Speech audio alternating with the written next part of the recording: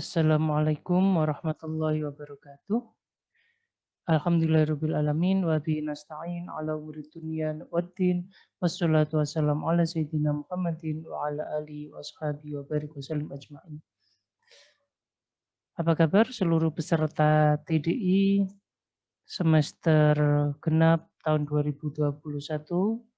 Saya doakan kalian diberikan kesehatan, keselamatan, serta kemudahan melakukan kebaikan. Alhamdulillah kita dipertemukan Allah dalam keadaan sehat walafiat dan dalam kesempatan yang baik ini saya ingin menyampaikan ceramah TDI dengan tema taubat, sarana meraih keselamatan dunia dan di akhirat. Mari kita mulai. Yang pertama, kita perlu mengingat kedudukan dan tujuan hidup kita di dunia. Yakni ada dua, sebagai hamba Allah dan sebagai khalifah Allah. Sebagai hamba, tugas kita adalah beribadah kepada Allah.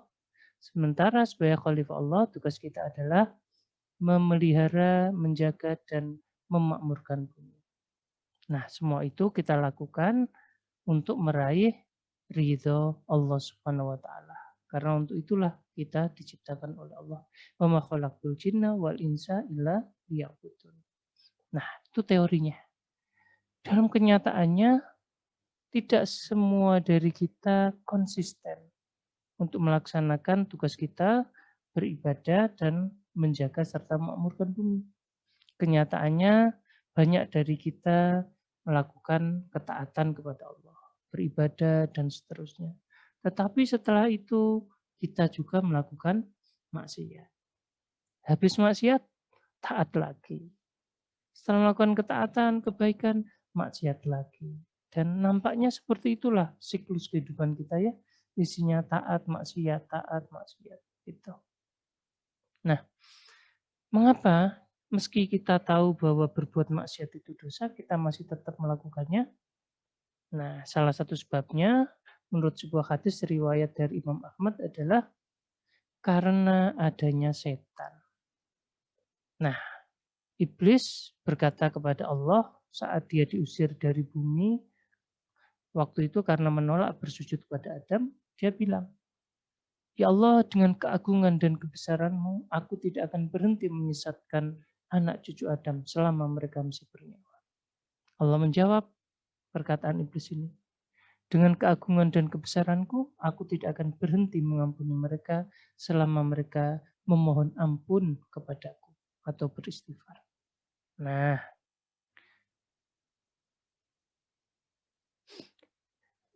itu yang pertama. Sebab yang kedua mengapa kita masih tetap melakukan maksiat meskipun itu salah adalah nampaknya dikarenakan daya tarik keburukan itu lebih besar daripada daya tarik kebaikan.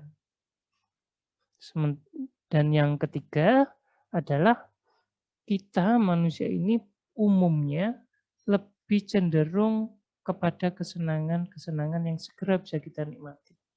Meski itu merugikan kita. Dan kita mengabaikan kesenangan jangka panjang atau kesenangan yang masih nanti. Nah, itu tiga hal yang sering membuat kita lalai untuk taat kepada Allah dan melakukan maksiat. Nah, pertanyaannya adalah apa yang seharusnya kita lakukan setelah kita berbuat maksiat? Umumnya kita pasti tahu ya, bertaubat. Betul. Tapi jangan sekedar bertaubat ya, bertaubatlah yang sungguh-sungguh atau taubatan nasuha. Kenapa harus bertaubat yang sungguh-sungguh atau taubatan nasuha? Ya karena ini perintah Allah. Nah, ayatnya, A'udzubillahi minasyaitonirrajim, ya ayyuhalladzina amanu tubu ilallahi taubatan nasuha asa rabbukum ayyukaffiru ankum sayyi'atikum wa yudkhilakum jannatin tajri min tahtihal anhar. Itu ya perintahnya, taubatlah yang sungguh-sungguh, taubatan nasuha. Kenapa? Karena kita akan mendapat ampunan dari Allah. Dosa-dosa kita diampuni, kesalahan-kesalahan kita dihapus oleh Allah, dan kita diberi hadiah surga. Nah, dalam hadis juga disebutkan Nabi Muhammad SAW bersabda bahwa setiap anak Adam, kita ini semua kan anak Adam ya, pernah berbuat dosa. Dan sebaik-baik orang yang berbuat dosa adalah mereka yang bertaubat dari kesalahan atau dosa tersebut. Jadi sederhananya, setelah berbuat maksiat, segera bertaubat. Tobat yang sungguh-sungguh. Nah, sekarang coba kita bahas apa makna taubat itu. Secara bahasa, taubat itu berasal dari kata taba, bahasa Arab ya, artinya adalah kembali. Nah, secara sederhana bisa kita artikan, taubat adalah kita kembali taat kepada Allah setelah kita melakukan kemaksiatan alias menjauh dari ketaatan kepada Allah. Nah, ada satu kata juga yang dekat dengan taubat ini, yakni istighfar. Istighfar ini secara bahasa berasal dari bahasa Arab juga, dari kata ghafaro. Artinya apa? Menutup. Nah, istighfar artinya adalah kita minta kepada Allah ditutup dari hal-hal yang menyakitkan. Secara istilah, istighfar dapat kita artikan kita memohon ampunan kepada Allah dan perlindungan kepada Allah dari perbuatan dosa yang pernah kita lakukan. Nah, Pak, kenapa kita perlu meminta perlindungan? Kan apa nggak cukup minta ampun? Oh tidak. Ternyata setiap perbuatan dosa yang kita lakukan, selain membuat kita berdosa, juga bisa menyebabkan terjadinya hal-hal negatif. Oleh karena itu, kita perlu beristighfar, minta ampun kepada Allah dan perlindungan kepada Allah dari akibat buruk dosa kita. Mau contoh? Sederhana contohnya. Kalau Anda misalnya punya kebiasaan melihat gambar porno, video porno. Nah, sebuah penelitian menghasilkan sebuah temuan bahwa kalau orang sering melihat film porno, gambar porno, maka itu akan bisa merusak otaknya. Nah, itu artinya apa? Selain berdosa juga menimbulkan efek negatif. Begitulah perbuatan dosa. Maka kita harus beristighfar, minta ampunan pada Allah dan minta perlindungan kepada Allah dari dosa-dosa kita dan akibat buruk dosa kita. Jelas ya? Kita lanjutkan. Nah, selain dosa itu bisa menghasilkan dampak buruk tadi, ada beberapa dampak negatif dari perbuatan maksiat yang kita lakukan. Kalau kita tidak segera bertobat, ini dampak-dampak negatifnya. Kita lihat ya satu persatu. Yang pertama, kita akan mati bergelimang dosa.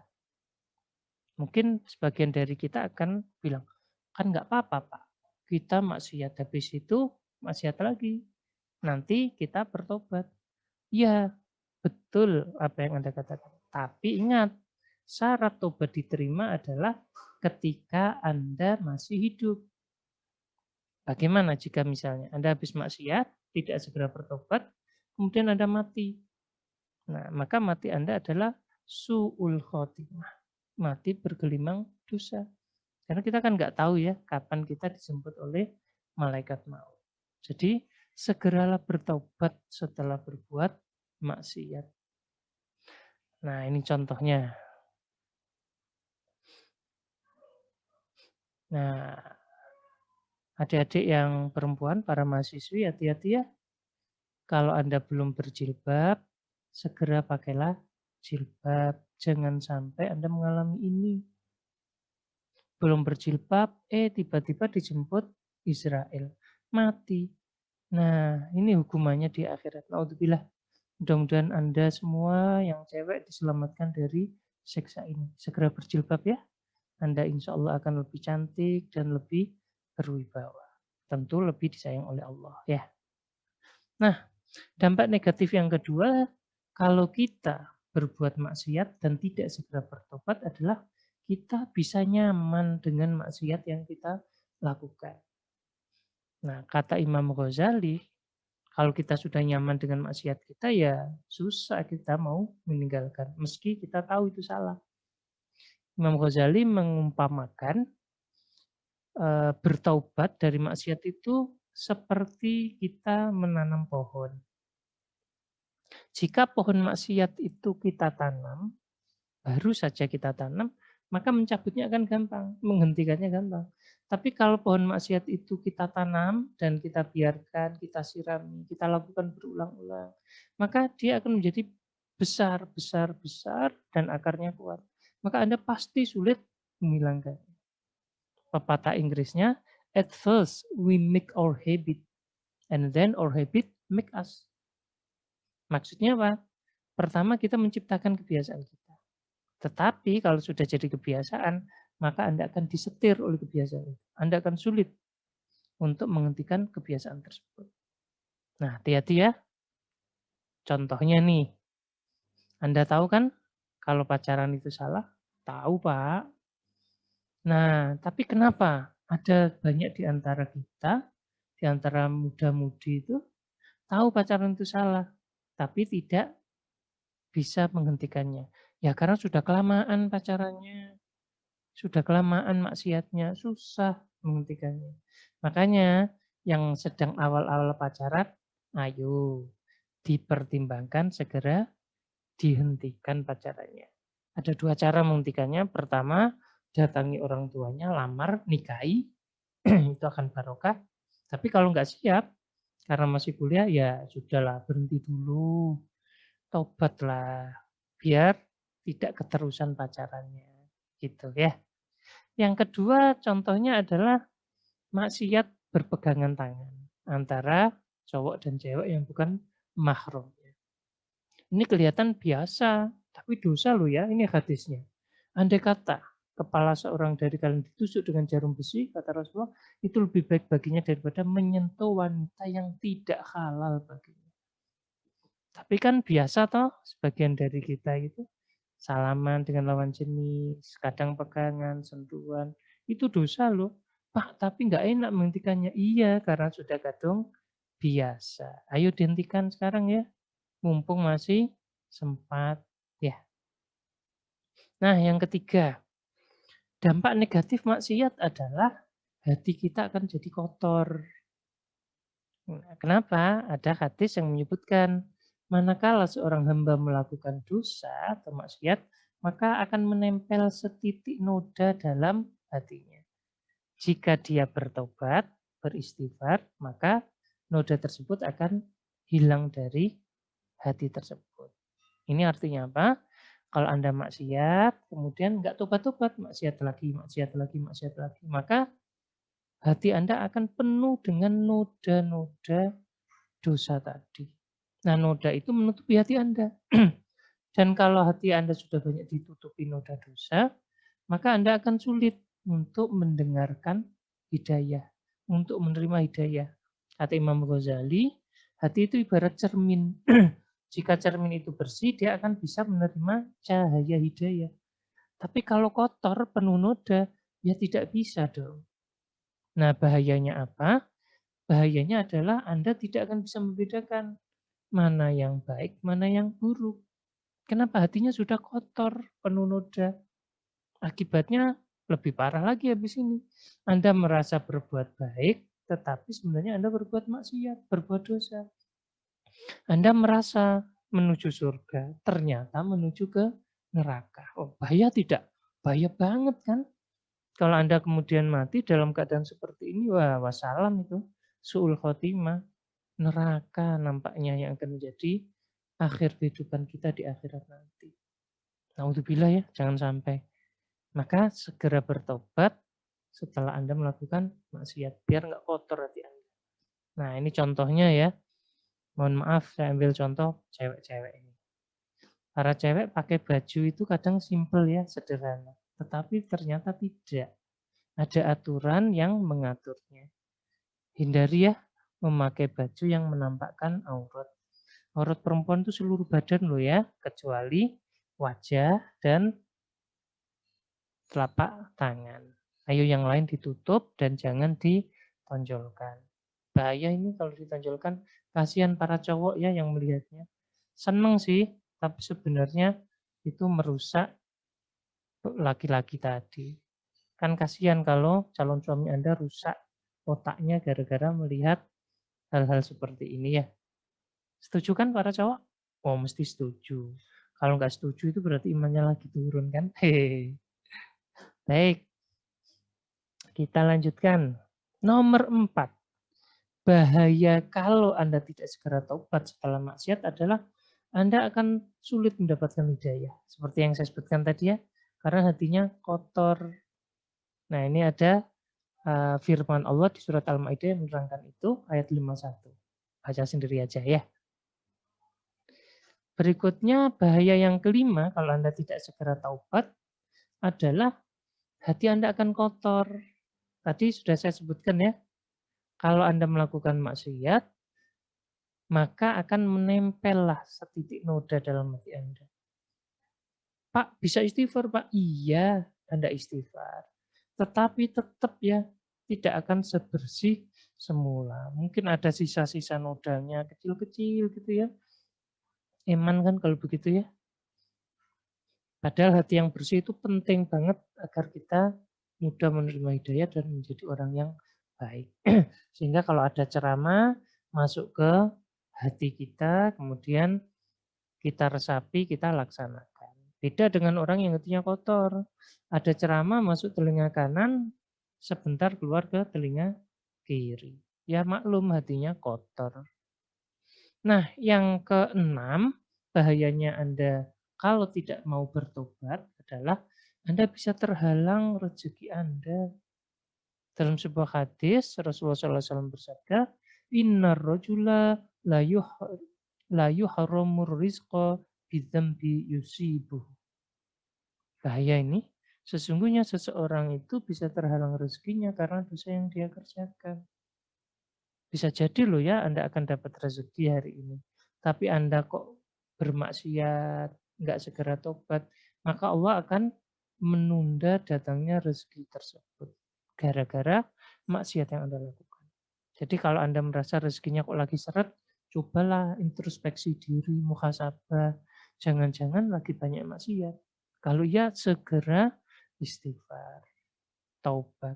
Loh Pak, saya punya teman loh Pak, banyak maksiat tapi dia lancar rezekinya. Gimana itu Pak? Apa hadis ini tidak berlaku? Oh tidak, itu orang sedang di apa ya bahasa Jawanya dielulu. Jadi oleh Allah diberikan kesenangan-kesenangan, tapi nanti endingnya neraka karena dia selalu berkubang dalam kemaksiatan dan lupa dengan kebaikan. Ya, kemungkinan besar su'ul khotimah kalau begini. Kalau sudah su'ul khotimah pasti kan neraka. Nah, selain akibat-akibat negatif tadi, kalau Anda tidak segera maksiat, ada juga loh akibat-akibat negatif kalau Anda berbuat dosa. Yang pertama, membuat Anda jadi males. Ya, kalau males berbuat buruk. Ini males berbuat baik, bahaya kan? Diajak temennya berbuat baik, dinasihati orang tuanya berbuat baik. Males, berat gitu melakukannya. Ya gara-gara banyak dosa, tidak segera maksiat. Bahaya yang kedua adalah membuat nikmat yang Allah berikan kepada kita diambil. Jadi sangat mungkin ini, dan sudah banyak ceritanya. Banyak maksiat, maka Allah akan berikan azab. Bisa adabnya berupa besar, bisa adab kecil. Adab besar itu bisa seperti banjir, kemudian tsunami. Nah, kalau yang sifatnya kecil berarti terjadi pada orang per orang. Ada yang misalnya tangannya atau anggota tubuhnya celaka, atau hal-hal lain yang terjadi yang membawa keburukan gitu. Nah, yang ketiga adalah dikhawatirkan kita mati su'ul khotimah, seperti yang saya sebutkan tadi ya.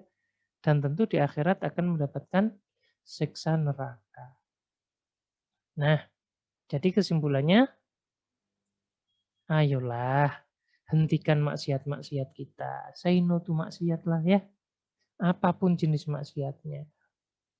Apakah itu pacaran, nyontek saat kuliah, riba, mencuri, dan hal-hal negatif yang lain. Nah, ini diantaranya. Ayo kalau punya rencana bermaksiat, segera hentikan ya. Karena semua keburukan yang kita tulis maupun kebaikan yang kita lakukan, maaf ya, bukan kita tulis, pasti dicatat oleh malaikat dan tidak akan salah nyatetnya. Dan susah kan kalau Anda banyak maksiat, nanti noda hatinya banyak.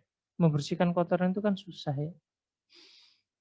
Nah, saya juga mengajak kepada kalian dan diri saya sendiri, kalau kita baru melakukan maksiat, misalnya baru punya kebiasaan jelek ya, baru ghibah, baru suka ngerumpi, ya dihentikanlah segera ya, daripada nanti maksiat itu mengotorkan hati kita dan membuat hidup kita makin sesat saja. Karena lupa dengan kebaikan. Nah, yang ketiga saya juga mengajak kepada kita semua, ayo segera tobat dari maksiat-maksiat yang sering kita lakukan. Kenapa?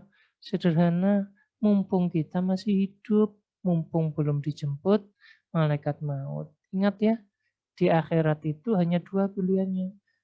Senang di surga atau menderita di neraka. Kalau orang wajar, orang normal tentu lebih pilih surga kan. Janganlah siksa di neraka. Tidak enak, nggak ada ceritanya enak siksa itu. Nah, ini saya ambilkan sebuah ayat Al-Quran yang artinya kira-kira begini. Allah itu memegang jiwa orang ketika dia mati dan memegang jiwa orang ketika orang itu tidur. Nah, ketika Allah menghendaki orang yang tidur itu mati, maka Allah akan menahan jiwanya tadi. Kalau Allah menghendaki orang itu hidup, jiwanya dikembalikan. Nah, ini kan bahaya kan untuk kita. Tiap malam saat Anda tidur, kemungkinannya ada dua. Anda mati atau Anda hidup. Apakah Allah menahan jiwa Anda atau melepas jiwa Anda? Jadi hati-hati ya dengan tidur. Makanya sebelum tidur perbanyak doa. Karena jika itu menjadi tidur terakhir kita, maka kita akan husnul khotimah. Amin. Nah, pengingat dari saya yang terakhir adalah kesenangan hidup kita di dunia ini, termasuk juga penderitaan di dunia ini sifatnya kan hanya sebentar dan sementara ya. Sementara itu di akhirat kesenangannya abadi, penderitaannya juga abadi. Jadi ayolah hidup di dunia ini kita bersabar menahan diri dari maksiat-maksiat. Insya Allah akan baik untuk hidup dunia Anda maupun di akhirat kelak. Nah, agar tobat kita diterima Allah, ini ada beberapa cara ya. Tentu saja kita menyesal. Kemudian orang namanya menyesal mesti mengaku kalau salah ya. Kemudian merasa membutuhkan ampunan Allah dan tentu kita berusaha agar tidak mengulangi perbuatan dosa tersebut. Nah, selain itu saran saya perbanyak beramal sholih dan memperbaiki diri. Kenapa? Karena sesungguhnya perbuatan-perbuatan baik yang Anda lakukan itu akan menghapuskan dosa-dosa yang pernah Anda lakukan.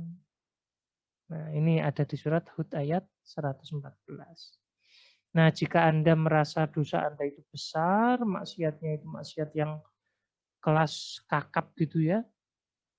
Nah, maka lakukanlah sholat taubat. Nah, ini ada hadisnya ya.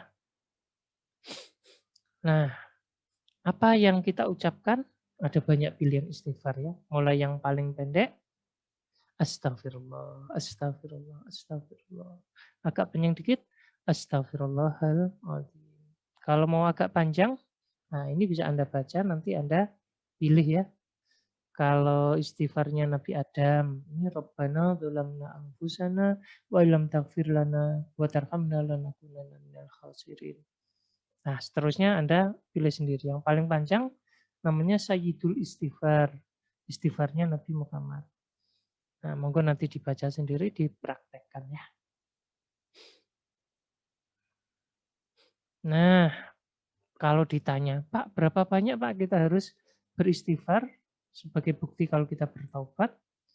Nah, saya tunjukkan contohnya Rasulullah yang sudah dijamin surga saja beristighfar sebanyak 100 kali dalam Sehari. Lah kalau kita berapa pantasnya? Anda ukur sendirilah. Anda kan punya perasaan toh, gunakan perasaan Anda. Anda layaknya beristighfar berapa kali dalam sehari. Ya. Nah, ini sebagai pelajaran untuk kita, pengingat untuk kita.